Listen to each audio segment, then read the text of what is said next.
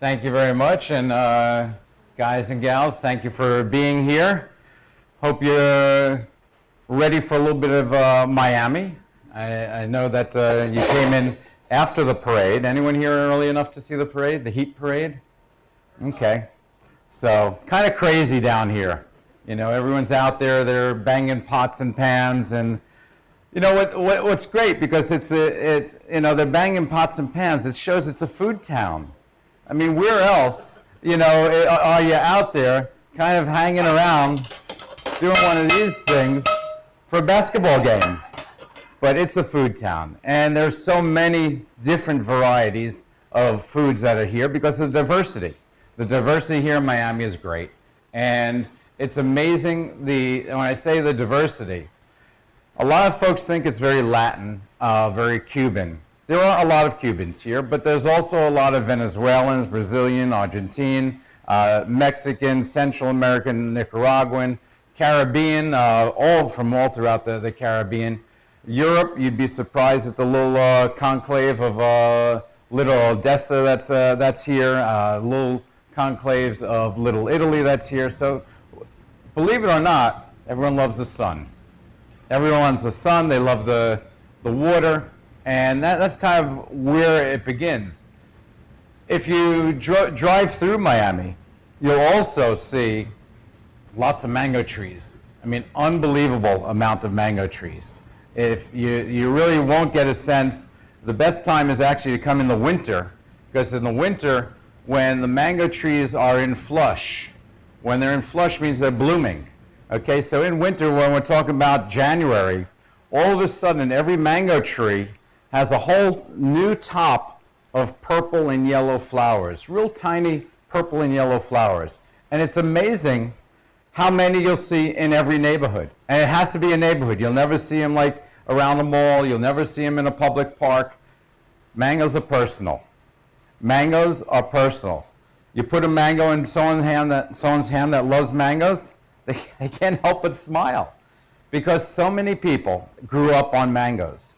Unbelievable how many cultures, how many people grow up on mangoes. If you look at the world's population of who eats, Chinese, the Indian, Southeast Asian, African, Mediterranean, South America, the Caribbean, I think we're the last ones on the list. Okay, here in South Florida, it's a little bit different, but introducing all of those flavors, all of those cultures to the United States, we're behind. This is actually the most popular fruit in the world, completely all around the world. Big populations, they grow abundantly in the tropical zones. So down here in Florida, down through that whole 20 degrees north and south of the equator. That's kind of where mangoes come from. Here in South Florida, there's probably about 120 different varieties of mangoes.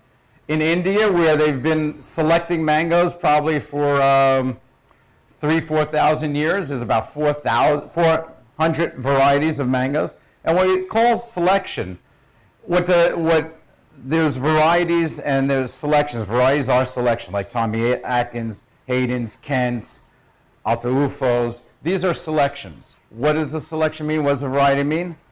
Someone came up with the idea that this variety was delicious. This variety should be selected to be grown in trees. And so that they take them and harvest them and start to grow them and create a selection. That's why there's a lot of varieties and there's a lot of offshoots from hybrids and crossbreeding. But generally, there's a ton of them out there. Here in the States, we've got about 5 or 7 in general.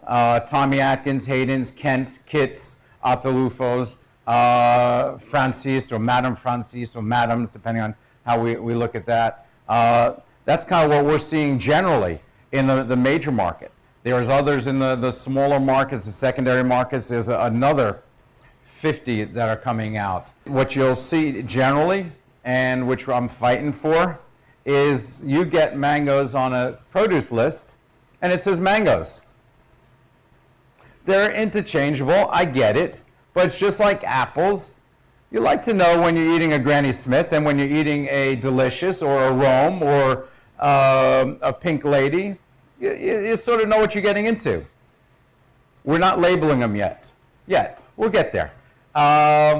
So that generally you're seeing mangoes, and what you're dealing with is a couple of things. Since most of your customers see mango, and that's what we have to talk about, is what are your customers' perception of mangoes? They don't know there's 400 varieties, 120 that are available, or 5 or 6 that we've got. They see mangoes. They see mango, and like on the menu, they see a mango, and well, okay, that's cool. What we generally do to kind of blend that through is you look at ripeness. Okay, because that's kind of how you determine how you're going to use it on the menu. Whether you use it green and firm, tart, whether you're using it ripe or very ripe. And so I kind of put a little thing together here that I want to go through with you so we can kind of taste the differential. Actually, in your pamphlets, if you want, there's something that looks like this. If you just take this out, because it's a little guide, and you can just pull that out of your pamphlet and put it on your table. So when I ask you to take these down in front of you, you can work from here if you want. So you're going to have this. What you've got here is some spices, some seasonings, some lemons, limes, some little sweets that are going to go into one of the combinations, and also we have three ripenesses: the green, the ripe, and the very ripe. So we're going to taste these along with that. So put the rest of your stuff away. It looks like the color page. There you go.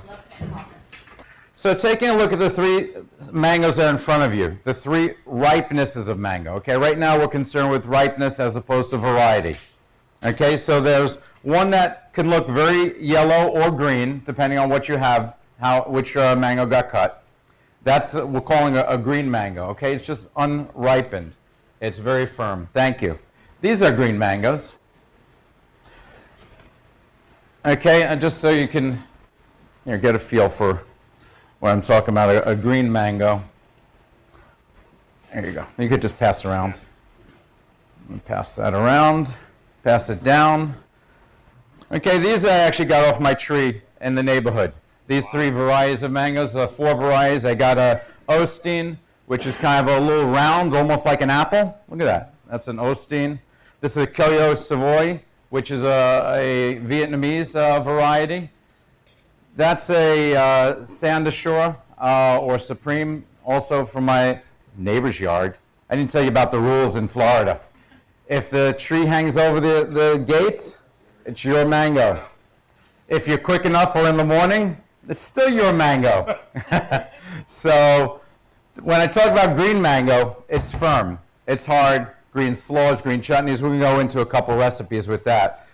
So it has less sweetness is really what it is. Then you've got the ripe mango, which you generally see, which most of you are probably seeing and utilizing, and then a very ripe mango. So what I want to do is just go through it, take a lemon wedge, actually, and let's start off with the unripe.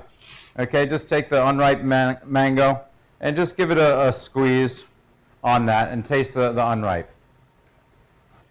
Now what I want you to do is add a pinch of salt to that. What are you tasting when we did that? Add the acidity and the salt to that. Anyone? You see a change, the flavor change with that? The texture, it stayed the same. Obviously, it didn't get cooked in that moment.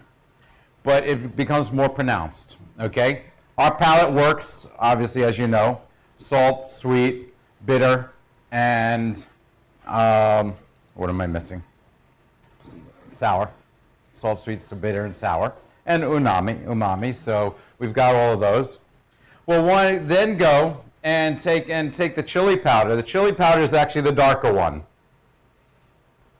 Okay, the lighter one is garam masala, the darker in front of you. And put that on, just a little pinch. And if you want, give that a taste we're still sticking to the unripened. Again, more mouth-filling. Lots of big flavor coming out. Same mango. Mangoes take on spices amazingly well. Really a lot of flavor, a lot of it captures the flavor, adds flavor to the mango, which is really neat. Now with the chili, let's do a little bit of lime, and if you want a little bit of salt. Go real light. You don't have to bite yourself. Go real light. It's a chipotle chili, okay? So it's not hot, but it's got a little bit of smoke to it. Now all of a sudden, you can taste more dimensions to that. Okay, it's starting to broaden the flavor profile. You're tasting a little bit more of the mango essences to it.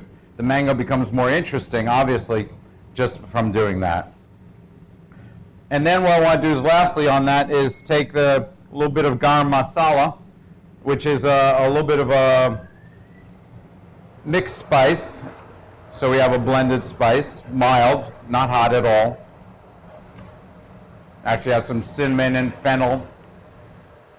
So with that, again, you're taking it into a whole different direction.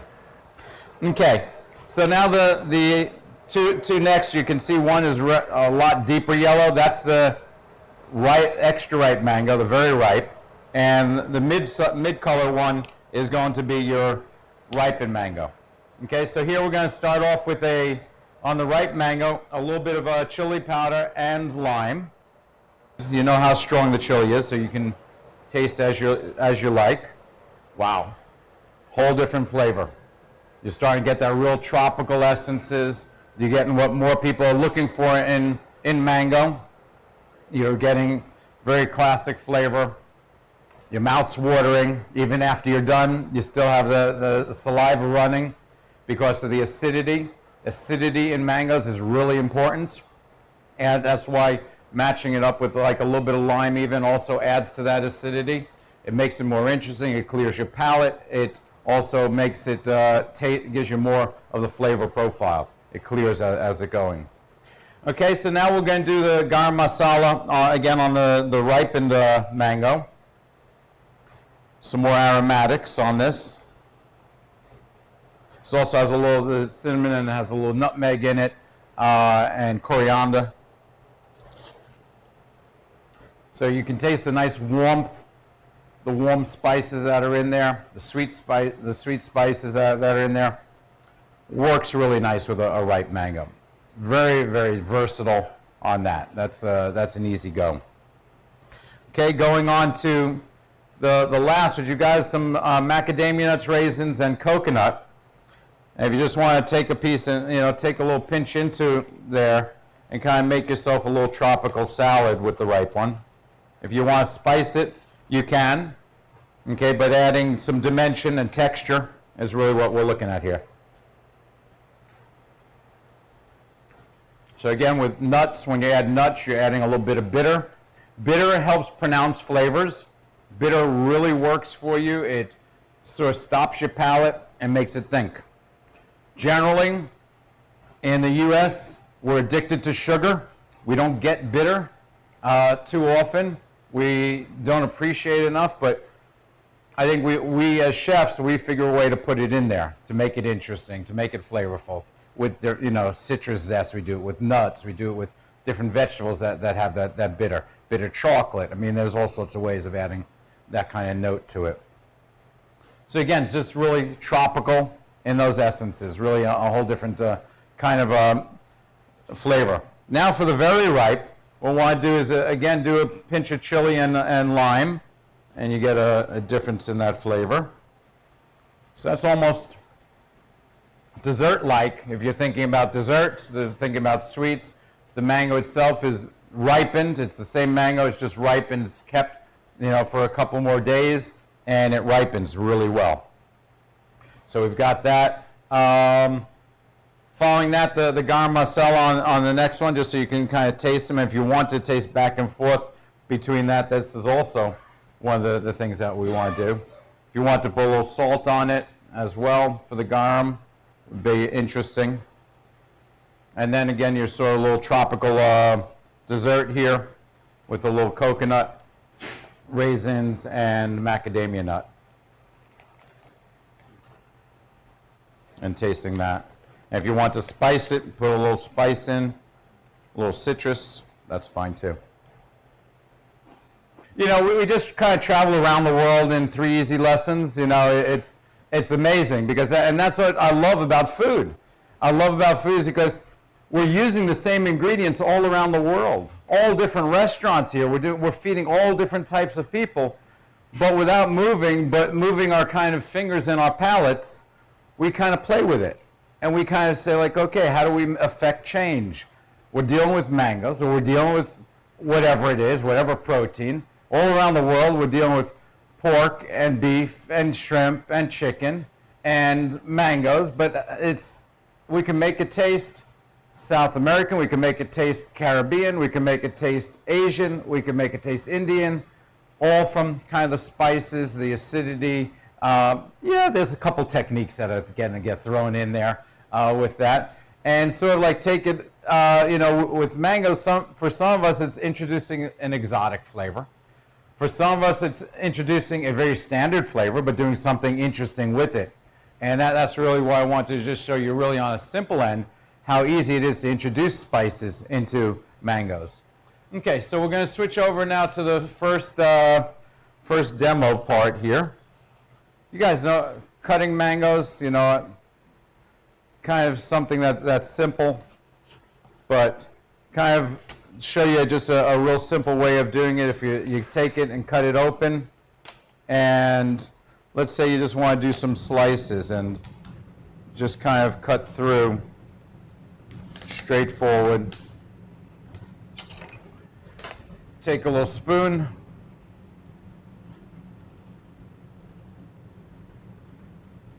and you've got slices of mango just like that. Okay, sometimes you're scared we're not going to get the yield out of it. It's all going to be left on the skin, and you're peeling and peeling. So kind of really easy approach to that. The same type of thing that we can do with looking at it, again, setting it on its side, cutting about a 1/4 inch to the side of the stone that's in there, and it's the little hedgehog that we like to do here, and I love it because it just makes an easy presentation for anything that you're going to do, just kind of like a nice hedgehog. So, and then you can take it and cut it off. So real easy in that sort of fashion. The Kent also is a nice mango. This I've got a couple of Kents up here, kind of smaller Kents. Kents are kind of a little bit more rounded in general. It's generally also a little bit later season, but the beauty on a Kent mango is that the stone is smaller. So you're actually getting a lot more meat to a lot more flesh, I should say, to that. So again, just kind of taking a look through, with that on a Kent, and Tommy Atkins. An Altalufo, kind of a little bit more elongated, kind of on the beak over here, a nice little tip over there. Okay, this beautiful variety, also kind of nice. Now I'm cutting mangoes here, and you're seeing red and green and different colors. The coloration, just as you have there in front of you, does not indicate it's a varietal generally with that. The summer mangoes, or what we call, these mangoes that come out of, that are based in Florida, Tommy Atkins, Kit, and Hayden's, all have a fairly similar coloration with that. Whereas you'll see others that ripen very yellow. You'll see others that ripen actually full green. They'll never show any color, and they'll be green and delicious. Okay, so you can't judge the mango by the color of the skin. You always have to really take a look at it, give a feel, give it a smell. You have them in front of you if you like. You can give that a smell and a feel for that, so you can get a taste like that. So I'm going to start off with a green mango chutney. So I'm going to get that up and running. I'm going to put a little liquid in here. So I got some vinegar going on there. Yeah, this you can see is definitely a green mango. When it's really green, some of you didn't have really green, but here, if you can, that's what you're looking at. You can share that. That's what's going into the chutney, and you can share that around. Yeah, you can take a nibble if you like. Or okay, kind of hard.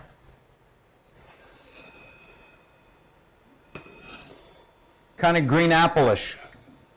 Okay, so without the sweetness, though, I will tell you that. I used to trade mangoes for dinners at Chef Allen's. I used to have people bring me wheelbarrows of mangoes because there's so many mangoes in their backyard. I would trade a wheelbarrow of mangoes for dinner for two, and I'd cook them up like a 7-course mango tasting dinner. But they'd have to bring me a wheelbarrow, which is like 200 pounds of mangoes. Do you know I used to get about 3,000, 4,000 pounds of mangoes? But it was the best thing because you get so many different varieties. Everyone has a different variety, a different story, whether they bought it, whether their grandmother planted the tree, or whether, all sorts of things. So vinegar, and I'm going to add some brown sugar into this.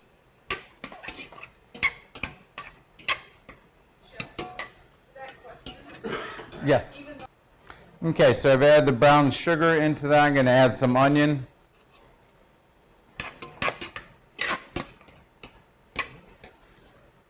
And into this also I've got some aromatics, some garlic, and some ginger.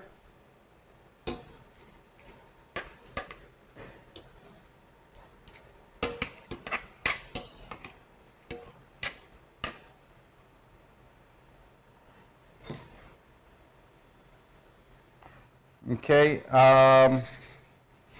some mustard seed that's going to go into this one, and a little bit of hot chilies there, as well as some cumin seed. Okay, and some raisins into this chutney, and also some dates. So I love the dried fruits with this, and then a little bit of seasoning with salt.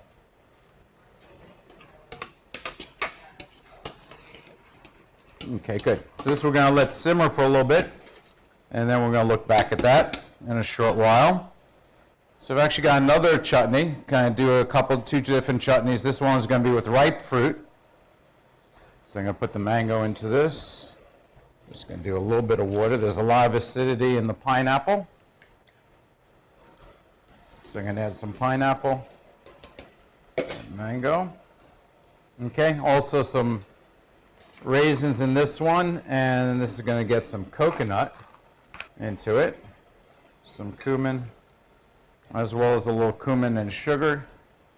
It's pretty sweet, so I'm not going to add all. Again, when you are cooking with mangoes, you do have some adjustment for mangoes with sugar depending on how sweet they are, so you may want to kind of note that type of thing going on.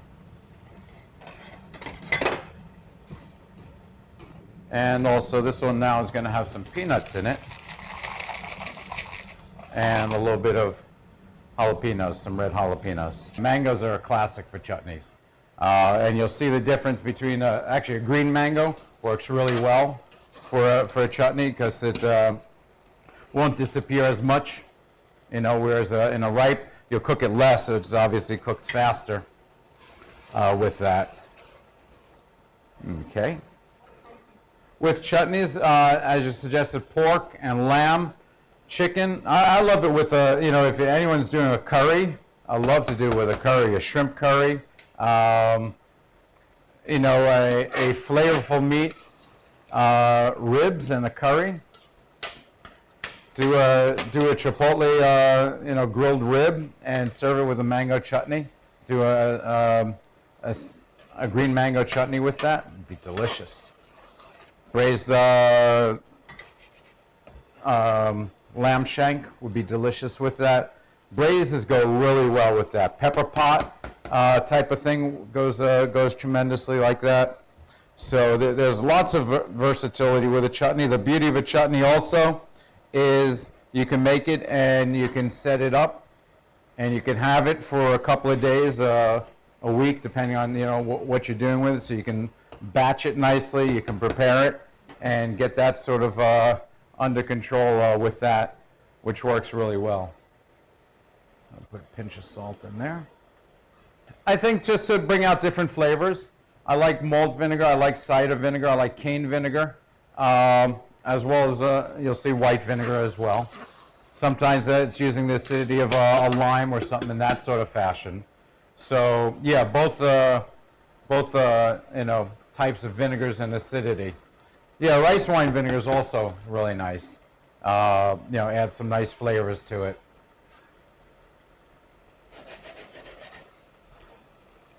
I'm going to do a pickle while these are cooking, simmering a little bit. Going to do a little bit of a mango pickle, and with this, going to do a little bit of mustard oil. So, going to warm up the oil, and with this, going to use again a green mango.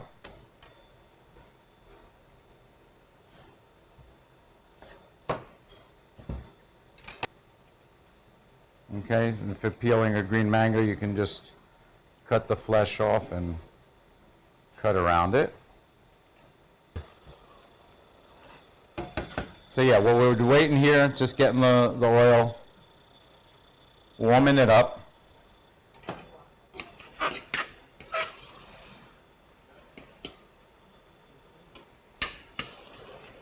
Okay.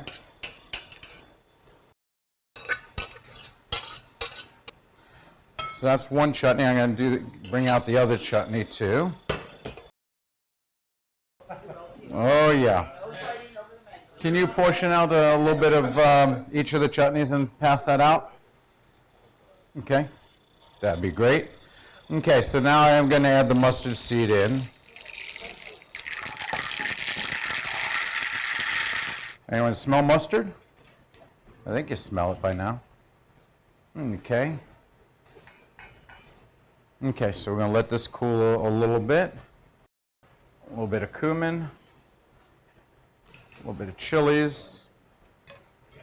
And turmeric. And that's just toasting that a little bit. Put a little bit of our oil in that. This is actually one that's going to take a couple days to ferment, so I just wanted to share this with you. Traditional type of pickle that's made, and there we go. Going to add a little bit of garlic into that. Run them off. Some real nice spices going on here, and into our mustard oil. So then here on the green mango, going to take and cut into kind of spears. And so with that, what we're going to do is, normally what you would do is put this into a jar, okay, set these up into a jar, and then pour the oil over the top. Okay, that's kind of the process with that. We're going to layer it into this for right now, because you're not going to be here in a couple of days, but we'll get a taste of this in a little bit. This is gonna ferment over time. This, what you would do in the jar, is cover it with a little muslin or air, and leave it out in the air, and then it's a fermentation without the vinegar itself. It's actually take about 3-4 days. You get 2 days of proper mixing it up, and then 4 days of just leaving it alone, and that way you'll get it's a fermented, and that's why you're using the green for this. You'll get a taste of it later. Let this cure a little bit for us.